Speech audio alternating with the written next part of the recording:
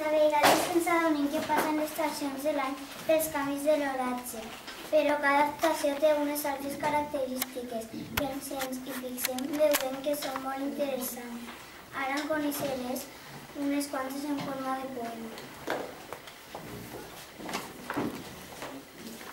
A la primavera els saltamatins boten a la corda. Els papallones juguen pel sol i per l'ombra. Les abelles mai no saben de quina flor xuplar. I les mosques fregant-se les mans i sent a passejar. A l'estiu el cel i el mar són blaus i el verd. La pell blanca, taronja i d'un intern roig. Veig els menors i els gelats sense. El món és vist de festa i a la nit quines menors. A la tardor, una ràfega de vent enduguessin només masos i el barret. Les vacances, les fulles dels arbres i les coses dels pesquers. A la tardor, una ràfega de vent endugues guants, les bufandes i els abrics. Una altra, dies de col·legi, les castanes i les vesprades amb els amics. L'hivern porta el Nadal, les nits llargues i els dies grisos.